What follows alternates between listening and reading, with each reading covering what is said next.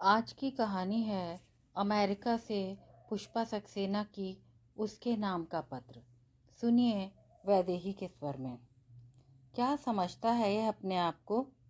इसे मज़ा न चखाया तो मेरा नाम अनीता नहीं। अनीता अति सुंदरी भले ही न हो, पर उसके चेहरे का आकर्षण कईयों से प्रशंसा पा चुका था। थैंक्स, आपका ब्यूटी सेंस काबिले तारीफ है। किसी तरह अपने को संयत रख अनीता ने उत्तर दिया था। आपकी एक क्वालिटी की तारीफ करनी पड़ेगी। सच को सहजता से स्वीकार कर लेने की शक्ति है आप में। सुमित अपने उसी मूड में था। मेरी क्वालिटी आप न जाने तभी अच्छा है सुमित। उसके कथन से निरपेक्ष सुमित हल्के स्वर में सीटी बजा कोई गीत गा रहा था।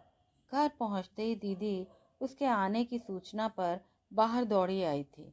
उसे गले से लिपटा अंदर ले जाती दीदी बार बार पूछ रही थी, रास्ते में कोई तकलीफ तो नहीं हुई अन्नी? तेरे जीजाजी को लड़के वाले के यहाँ जाना पड़ गया था। मैं भी काम छोड़ पहुंच नहीं सकती थी। देवर की ओर मुड़ती ममता ने स्नेहसिक्त स्वर में पूछा था, इसे पहचाना मीत? इसके विषय में तो कुछ न पूछो भाभी, तब भी ठीक है। What a contrast! क्या सोचा क्या पाया? अनीता को शरबत का ग्लास थमाती ममता चौंक उठी थी। क्या मतलब? और नहीं तो क्या, आप दिन रात अपनी बहन के रूप गुणों की जो यश गाथा सुनाती रहती थी, क्या उसमें और इनमें कोई साम्य था? यूं कहो आकाश और पाताल का अंतर था। ममता जैसे डर गई थी। अन्नी इसकी बातों पर ध्यान मत देना, यह तो यूं ही उल्टी सीधी बातें बोलता है। मीत, तुम्हारी इन्हीं आदतों से सब परेशान रहते हैं। मेरी बहन पर अपनी कृपा कर मीत। तुम्हारी बहन को किसी की कृपा की ज़रूरत नहीं है दीदी, विशेषकर उसकी जो शिष्टाचार का अर्थ भी नहीं जानता। अनीता के स्वर में तिरस्कार बोल उठा था। देर देर भाभी, कुछ आग तो ज़रूर है तुम्हारी बहन में। चलो, अच्छी कटेगी। भाभी के हाथ में पकड़ी नाश्ते की प्लेट से एक रसगुल्ला उठा सुमित बाहर चला गया था। नहीं, तुझे तेरा कमरा दिखा दूं। इतने लंबे सफ़र से थक गई होगी, फ्रेश हो ले तो सबसे मिला दूं तुझे। क्यों, इस रूप में सबसे मिलाते डरती हो दीदी? छी, कैसी बातें करती है अन्नी। लगता है सुमित ने ज़रूर तंग किया है, वरना तू ऐसी बात कभी न करती। अरे उसे स्टेशन भेजने से पहले ही डर रही थी मैं, पर क्या करूं, मजबूरी ही ऐसी आ गई थी। ममता के दुखी स्वर पर अनीता हंस पड़ी थी। मैं तुम्हें नाहक परेशान कर रही हूँ दीदी, चलो मेरा कमरा दिखा दो। अनीता के मुख पर आई मुस्कान को देख ममता ने चैन की सांस ली थी। वैसे सुमित दिल का हीरा है अन्नी, सर्जरी में एमएस कर रहा है। सबसे छोटा है ना, तो सब कुछ छेड़ने में उसे मज़ा आता है। अम्मा जी का खास लाडला बेटा है, और तुम्हारा खास लाडला देवर भी तो। तू भी उसे देख कुछ देखेगी परखेगी तो मेरी बातों से सहमत हो जाएगी। असंभव, इस जीवन में तो यह बात संभव नहीं दिखती दीदी। अनीता के दृढ़ स्वर पर ममता के अधरों पर रहस्यात्मक मुस्कान तैर गई थी। देखते हैं अन्नी, देख लेना। स्वर विश्वासपूर्ण था। घर की बड़ी बहू होने के नाते ममता पर विवाह के आयोजन का पूरा दायित्व था। वृद्ध सास ससुर हर बात के लिए ममता की सलाह पर निर्भर करते थे। ममता की छोटी बहन के रूप में अनीता को सारे घर में स्नेह से लिया गया, पर सुमित की उन बातों ने उसे रात में सोने नहीं दिया था। अभिमान की भी सीमा होती है, काश वह भी उसे अपमानित कर पाती। आश्चर्य का विषय यही था कि रात में सोते समय दूर बैठे अम्मा बाबूजी की जगह सुमित के विषय में सोचते हुए ही वह सोई थी। दूसरे दिन तिलक जाना था। अनीता ने अपनी गुलाबी शिफॉन की साड़ी ब्लाउज के साथ मोती के टॉप्स व माला पहनी थी। दीदी के आग्रह पर ब्यूटी पार्लर में फेशियल और मेकअप भी करा आई थी। न जाने क्यों सुमित को हरा देने की अदम्य इच्छा उभर आई थी। उस पर दृष्टि पड़ते ही सुमित ने हल्के से सीटी बजाई थी। वाह, लगता है शहर से सारे कॉस्मेटिक्स खत्म हो गए हैं। सिर्फ इसी शहर के नहीं, आसपास के सभी शहरों की वैसी ही हालत है जनाब। चलिए, हमारे शहर ने आपको इस काबिल तो बनाया कि आप पर निगाहें डाली जा सकें। यहाँ रहने वालों का दृष्टि दोष है। कहीं बाहर से डॉक्टर बुलाएं जनाब। अजी, हमारे जैसे डॉक्टर के रहते बाहर वाले आएंगे? कहिए तो आपके अंदर तक का पूरा पोस्टमार्टम मिनटों में कर दूं। उसकी चुनौतीपूर्ण दृष्टि के आगे अनीता का मुख गुलाबी हो उठा था। दीदी के श्वसुर गृह के सभी लोग अनीता को विशेष स्नेह दे रहे थे। दीदी उसके पहुंच जाने से निहाल थी, पर अनीता का हाल कौन समझे। बात बात में उसे अपमानित करने की सुमित ने मानो कसम खा रखी थी। क्या दुश्मनी थी उसकी, अनीता नहीं जानती। तिलक का सामान सजाती ममता ने सुमित से कहा था, अब तो इस घर में तुम्हारा ही तिलक आना शेष है मीत, कब मंगा रहे हो? अजी, यहाँ तो लाइन लगी है भाभी, जब कहो 2-4 हौदे भर सोना चांदी मंगा दूं। आप दहेज लेंगे?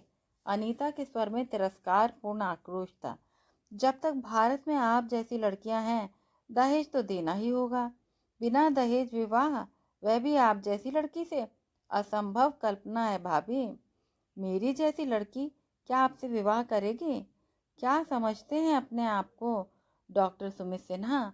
मैं विवाह करूंगी एक पुरुष से, किसी दंभी मिथ्याचारी से नहीं, समझे? उत्तेजना में अनीता का मुख लाल हो उठा था।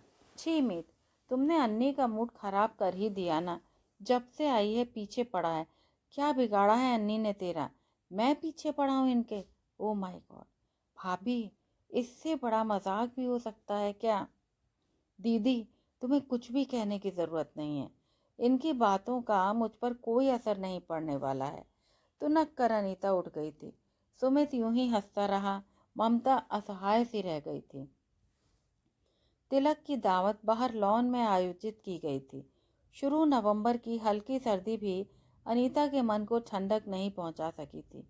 लॉन के कोने में पड़ी कुर्सी पर बैठी अनीता को पता ही नहीं लगा कब उसके अशांत हृदय को सहलाने वर्षा की हल्की बूंदें गिरने लगी थीं।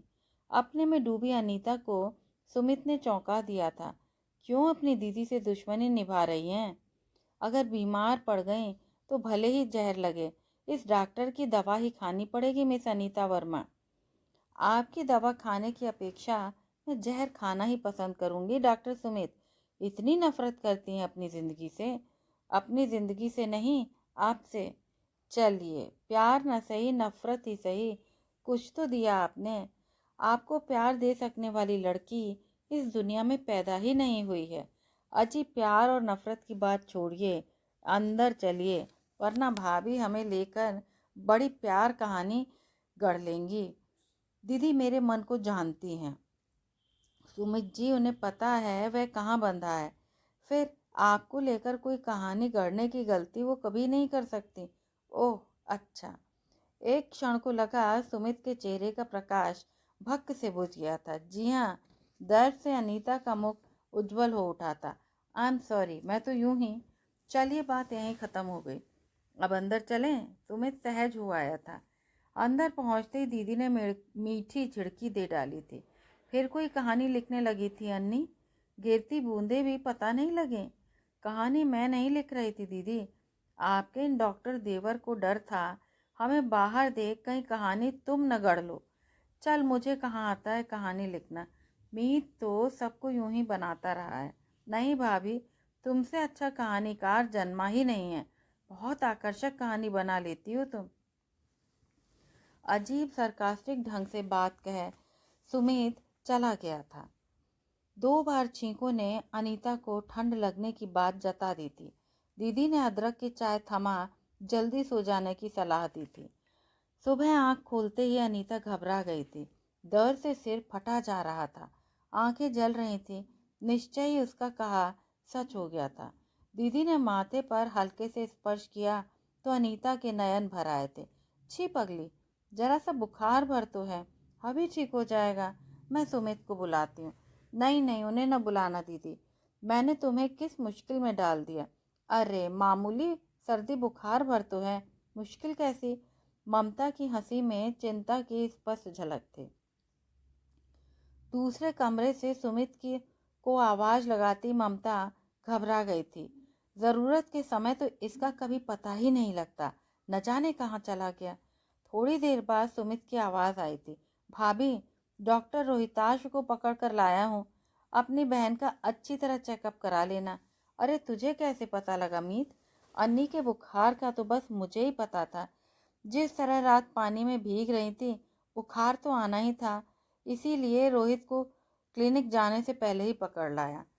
क्यों, क्या कोई सीरियस बात है मीत?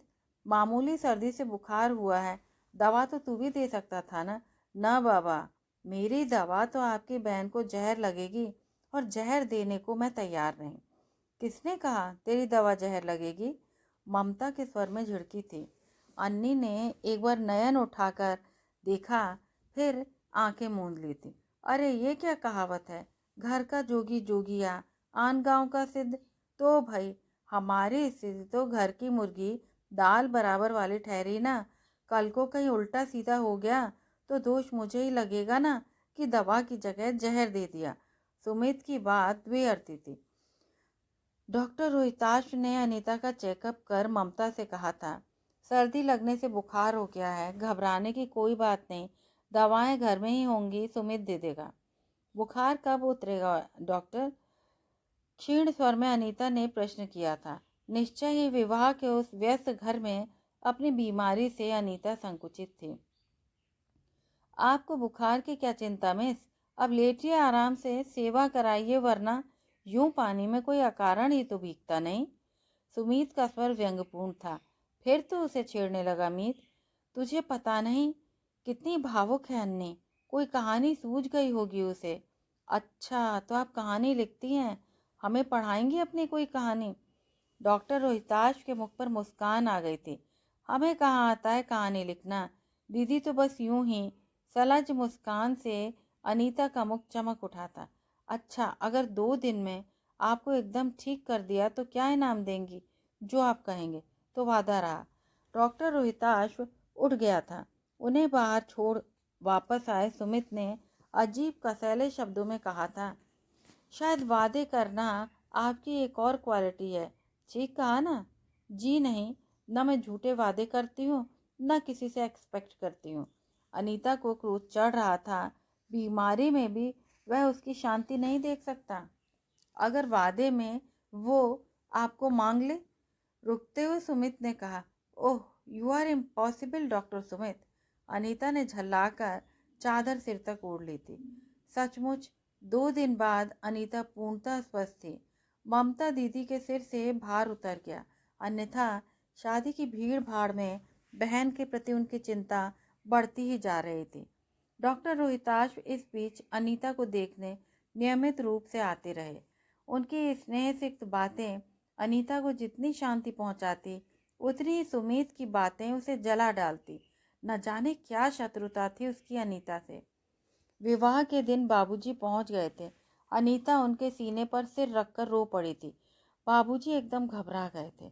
क्या हुआ अन्नी, किसी ने कुछ कहा है बिटिया? नहीं, आपने आने में इतनी देर क्यों की बाबूजी?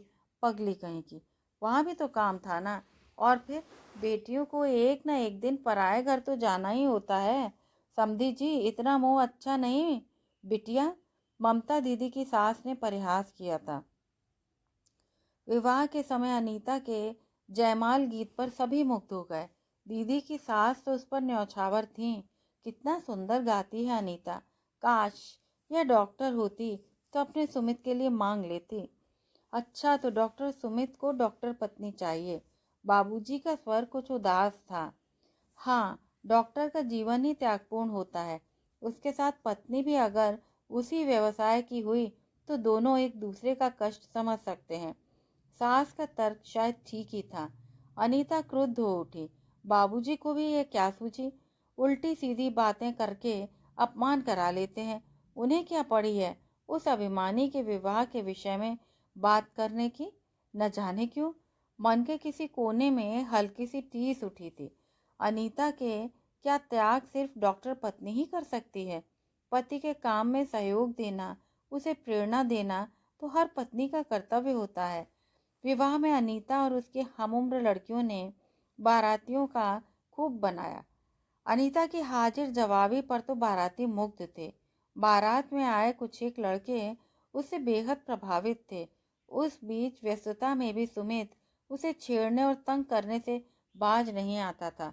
हमारे घर का पानी आपको सूट कर गया है?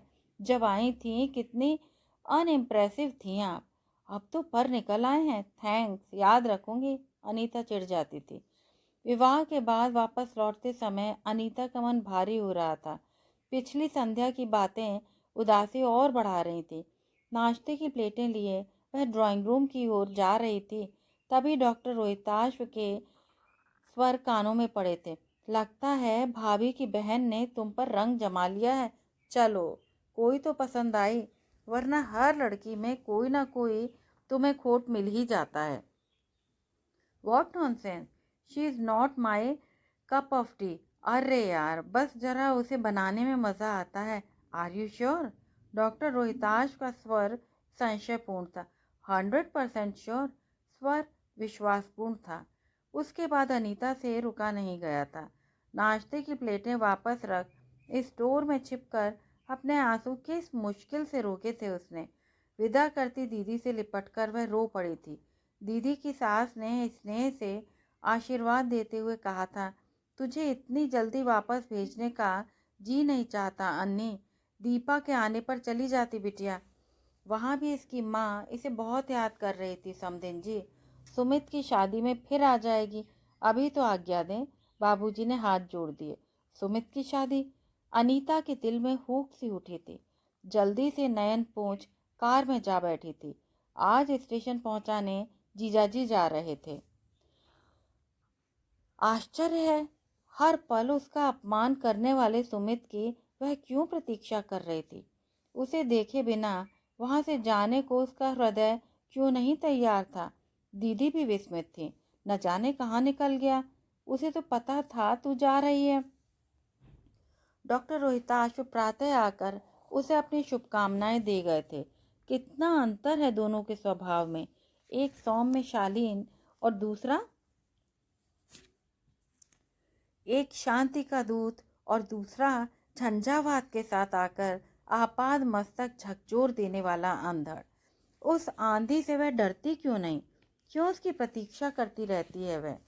ट्रेन के स्टेशन छोड़ने तक उसे लगता रहा शायद कहीं से अचानक वह आ जाएगा और कहेगा, लीजिए, मैं फिर टाइम पर आ गया ना। ना आ पाता तो भाभी कहती उनकी दुलारी बहन को स्टेशन भी छोड़ने नहीं पहुंचा।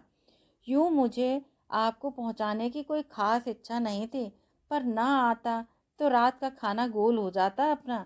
और फिर वही मन भावन हंसी। घर पहुंच वह अनमनी सी रही थी। अम्मा ने खोद खोद कर ममता दीदी का हाल पूछा था। सब ठीक है माँ, दीदी के यहाँ सब लोग बहुत अच्छे हैं। दीदी की का वहाँ बहुत मान है।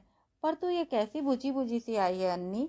कोई बात हुई थी वहाँ? अम्मा परेशान थी।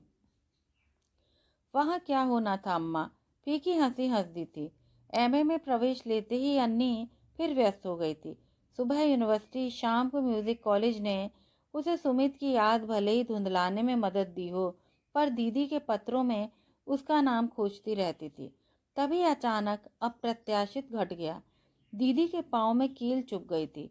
मामूली बात समझ घर में ही तेल की पट्टी बांध दी गई थी।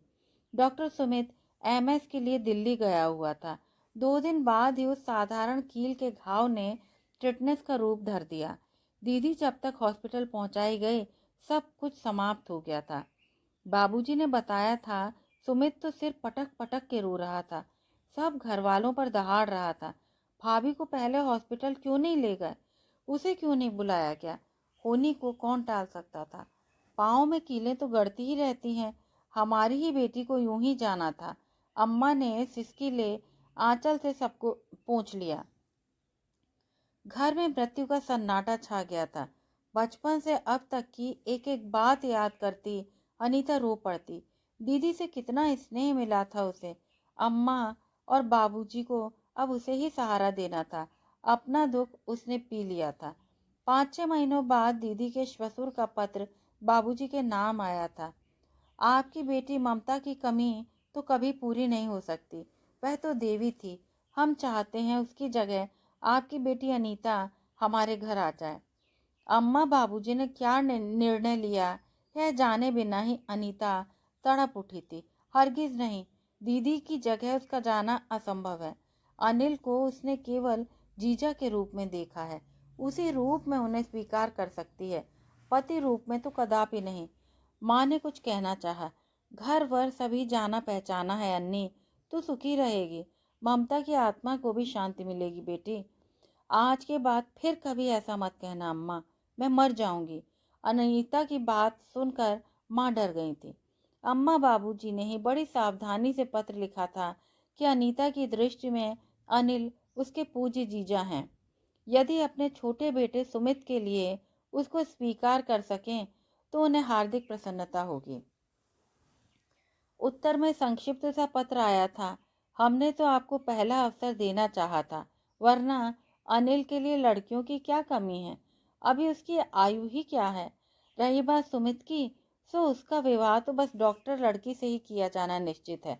क्षमा करें। अम्मा बाबूजी को उबार लिया था डॉक्टर रोहिताशु ने। सीधे सादे शब्दों में उन्होंने अनीता से विवाह का प्रस्ताव भेजा था।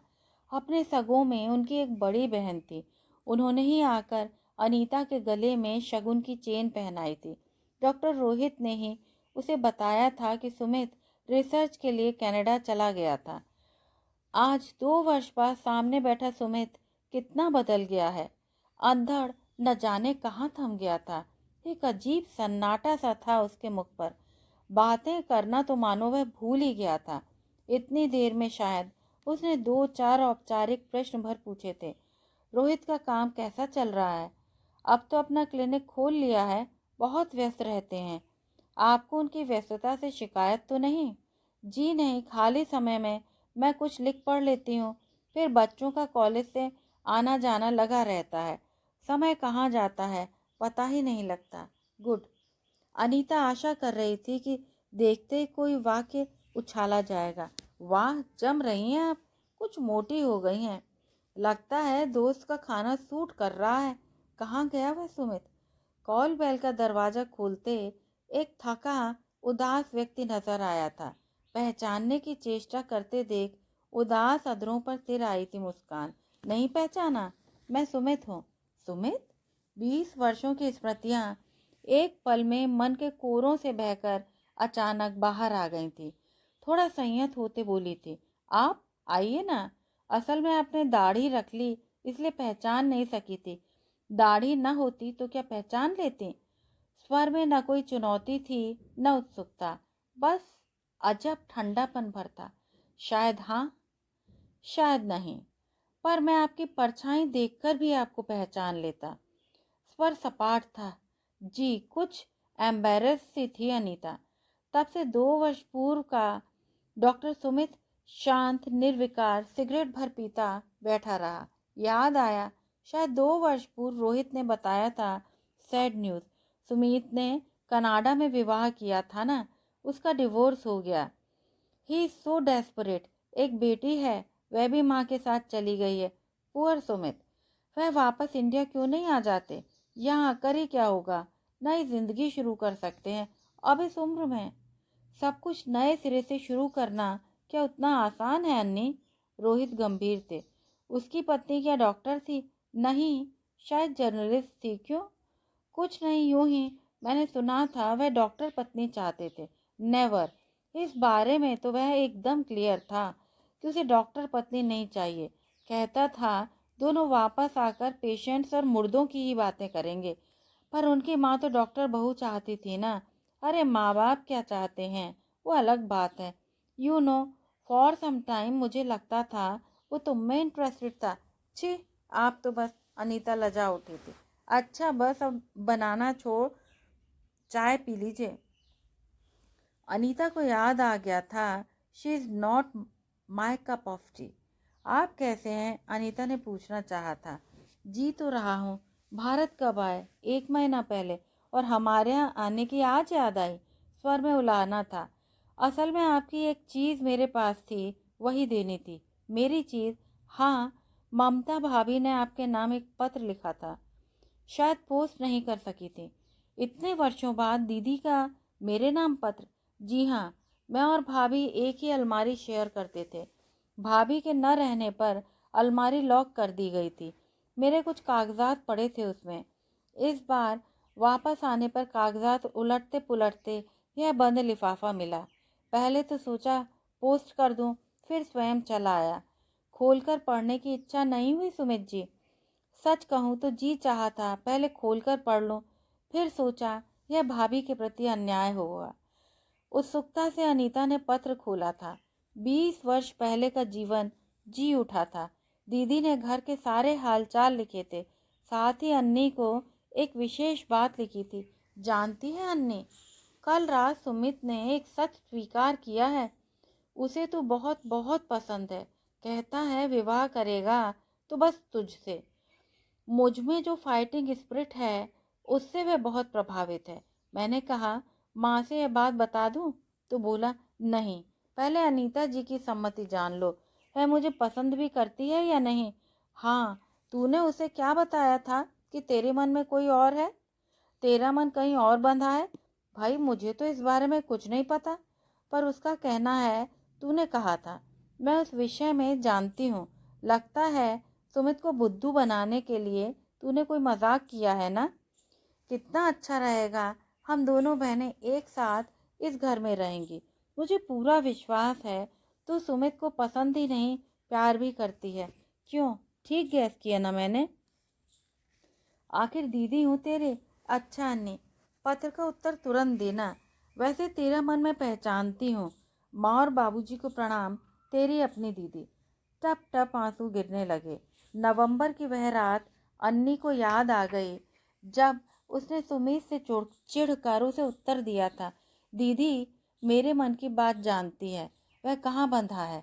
क्यों, पत्र में ऐसा क्या लिखा है भाभी ने? पढ़ सकता हूँ मैं? सुमित व्यग्र हो उठा था। नहीं, यह पत्र मेरे लिए है सुमित जी। अच्छा हुआ आपने इसे पढ़ा नहीं, लेकिन क्या मैं जान सकता हूँ इसमें कोई विशेष बात थी? आखिर भाभी का अंतिम पत्र था, कुछ अधिकार उनका मेरा भी था ना। सुमित जी, हमारे बीच 20 वर्षों का जो समय गुजर गया वह पत्र उसकी एक कड़ी बन सकता था। मुझे जीवन से कोई शिकायत नहीं। रोहित एक अच्छे पति और पिता हैं, और शायद मैं एक अच्छी पत्नी और माँ। अगर इस पत्र का जिक्र आप रोहित से न करें तो मैं आभारी रहूंगी। अनीता के नयन फिर भर आए थे। तुम्हारी आंखों में मैंने पत्र को पढ़ लिया अनीता। यह पत्र तुम तक पहुंचा ही नहीं, और मैं उत्तर की व्यर्थ प्रतीक्षा करता रहा। एक उत्सुकता है, अगर उस समय पत्र का उत्तर देती तो क्या वह हाँ में होता? सुमित के दो आतुर नयन अनीता के चेहरे पर पड़ गए थे। जो वक्त बीत गया उस कल को लेकर मैं अपने आज को नष्ट नहीं करना चाहूंगी सुमित जी। उम्मीद है आप मेरी बात समझ मुझे क्षमा करेंगे। उत्तर भी मुझे मिल गया अनीता। मेरे दिल में एक कचोट थी, मैं तुम्हारे द्वारा स्वीकारा गया हूँ। मैं सोचता रहा तुमने मेरे प्रस्ताव के उत्तर में न लिख दी। तुम्हारी दृष्टि में मैं एक मिथ्याचारी दंभी सिद्ध हुआ। आज 20 वर्षों पुराने इस पत्र ने मेरा भ्रम दूर कर दिया अनीता। सुमित उठ खड़ा हुआ था। ये क्या, आप जा रहे हैं? रोहित से नहीं मिलेंगे? अनीता विस्मित थी। फिर कभी, आज नहीं। अनीता को कुछ कहने का अवसर देने से पूर्व ही सुमित दरवाजा खोलकर चला गया था। प्रेम की यह मीठी कहानी यदि आपको अच्छी लगी हो तो कृपया चैनल को सब्सक्राइब करें। धन्यवाद।